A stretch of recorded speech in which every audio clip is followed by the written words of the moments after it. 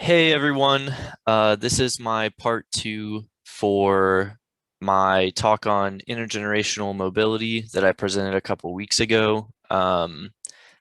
Just before got into the nodes that I made, I wanted to once again provide a little bit of a background for this idea for anybody who maybe didn't see the first part or who just needs a refresher. Um, so my general interest is in motivation and productivity and work. Um, and I've been thinking about different things that would affect people's motivation and their productivity and their ability to succeed at a task. And it got me thinking about Maslow's hierarchy of needs here, um, which, as we know, is the idea that before one can achieve self-actualization or essentially achieve their goals, their full potential, they need to have their more basic and primal needs met. So like food and water and warmth and security and safety, um, going all the way up into psychological needs and otherwise. And I think one of the most prevalent of those needs is in our society associated with how much money you have and with poverty. So that's kind of what got me interested in this idea. So I made my article um,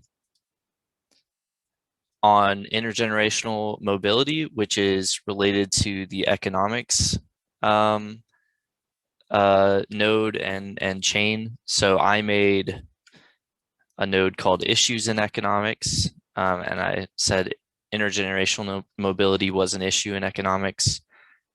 So just generally, again, just as a review, intergenerational mobility is the degree to which a child's social and economic opportunities depend on their parents' income or social status. So how much does a kid stay poor or stay rich, depending on where their parents were at economically? So there are kind of two types of intergenerational mobility that they talked about in the article I read. First is absolute mobility.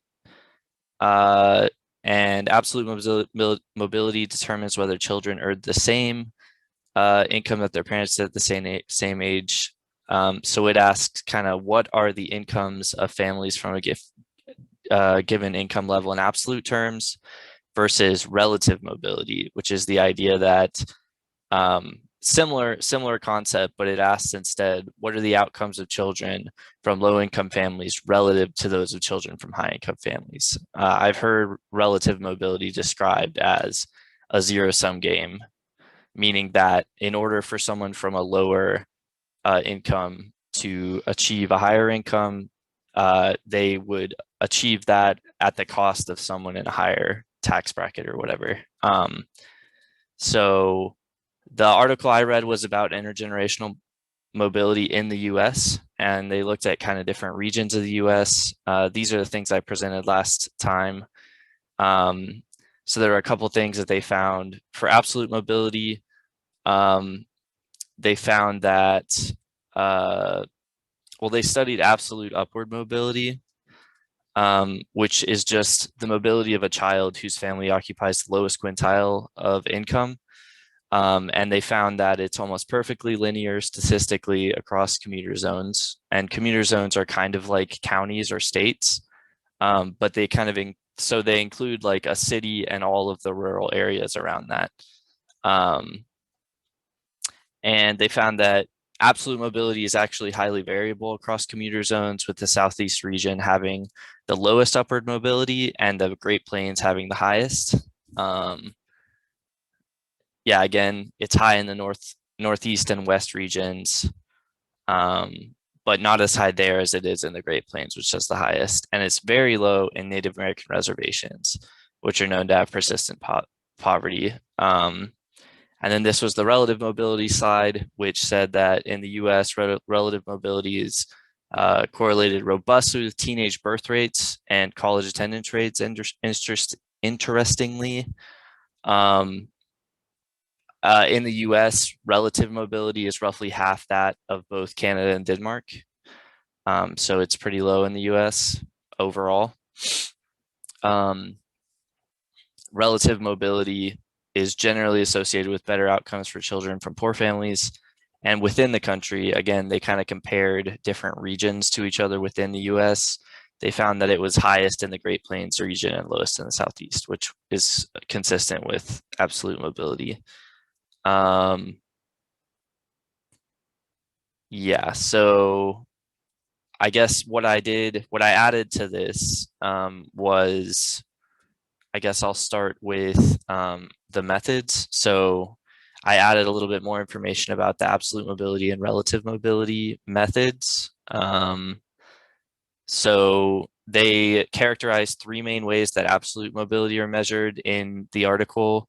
They have absolute upward mobility, which is kind of what they said was the primary measure and what would be most interesting to most people probably, which is simply the mean rank of children whose parents are at the 25th percentile of the parent. So the lowest, the lower end of the parent income distribution.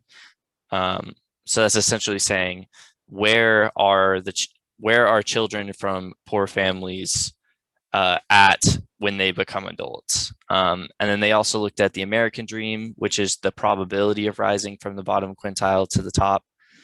And then there's the notion of the poverty line. So what's the probability that a child has a family above the poverty line conditional on having parents at the bottom 25th percentile?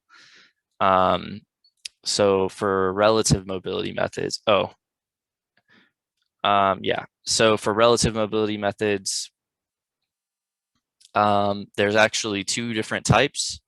There's intergenerational elasticity of income, which is the canonical method for calculating relative mobility pioneered by some people in the 90s. So what they do is they calculate relative mobility by regressing the log of child income onto the log of parent income.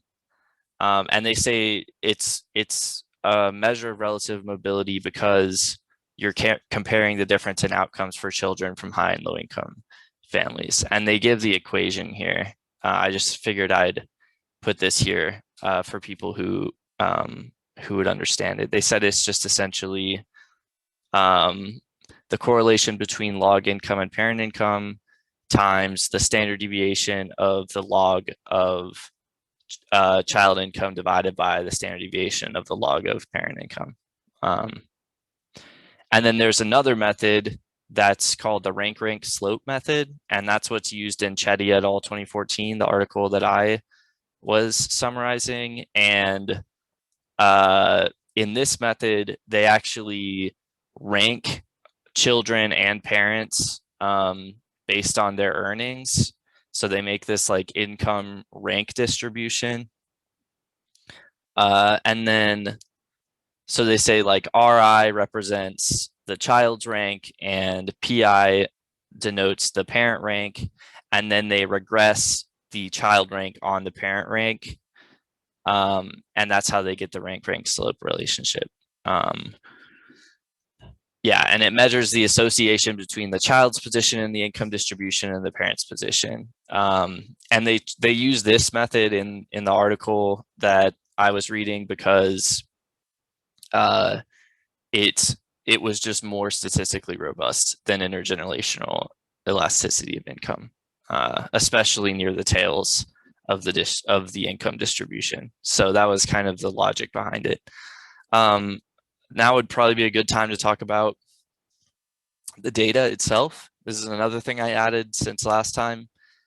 This is the reference, and I kind of added the data onto the reference because I feel like you would want to actually see the reference itself if you want to look at the data. So the data itself for the study, so how they calculate all this stuff, it's sourced from federal income tax records from 1996 to 2002, including income tax records like 1040s and third-party information returns such as W-2s. And the participants include individuals who have three things. They have to have a valid social security number or individual taxpayer identification. They had to have been born between 1980 and 1991, and they had to have been US citizens as of 2013. The parents are defined as the first tax filers who claim the child as a dependent and were between the ages of 15 and 40 when the child was born. There are approximately 10 million children in the core sample. And, and like an approximate amount of adults to that. So it's a really big sample. It's population research. All monetary variables are adjusted to 2012 dollars, so you don't have to worry about the data being messed up because of inflation and other factors.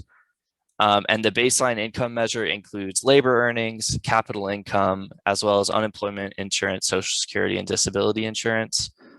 And the demographic characteristics of the core sample line up closely with corresponding estimates in the current population survey and the American population survey, which is important because you want it to be representative of the US, of the wider US sample. So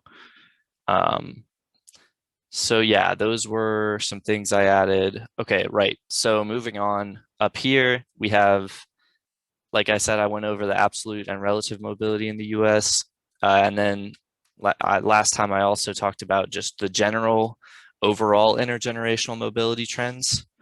So they talked about kind of three just general trends, general takeaways, which is that upward mobility varies substantially at the regional level, meaning that some CVs like the Atlanta CV and the Raleigh, North Carolina, or the Charlotte, North Carolina CV had way lower levels of intergenerational, so both absolute and relative mobility, than places like the Great Plains. So like, I think like mid-US.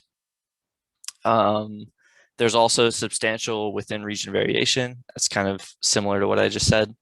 And they said that urban areas tend to exhibit lower levels of intergenerational mobility than rural areas. But they did talk about in the article that one reason for that may have been simply because the US is rapidly urbanizing. So, you know, a group of people whose parents might have been farmers in rural Utah end up moving to Chicago and getting jobs that pay a lot more.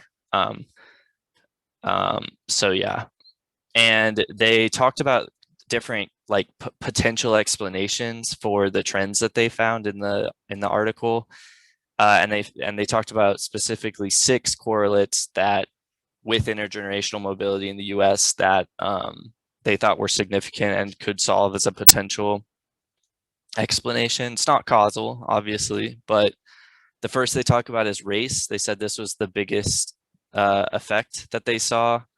Intergenerational mobility is lower in areas with higher African American populations, such as the Southeast US.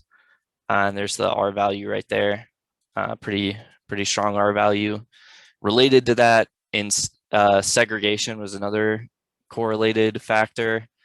They found that more racially segregated areas have less upward mobility, slightly smaller R. And importantly, more economically segregated areas also have less upward mobility, and as well as areas that have more sprawl. So areas with less sprawl have significantly higher rates of upward mobility. As far as the next correlation that they talk about is income levels and inequality. Yeah, the highlight here is that upward mobility is strongly correlated with the size of the middle class in a given area. I think that's pretty straightforward. School quality, adjusting for income in test scores, dropout rates and test scores adjusted for income are very highly correlated with upward mobility across specifications. So education seems to be a pretty important factor. Social capital, which they describe as the strength of social networks and engagement in communities like religious organizations and service organizations and stuff.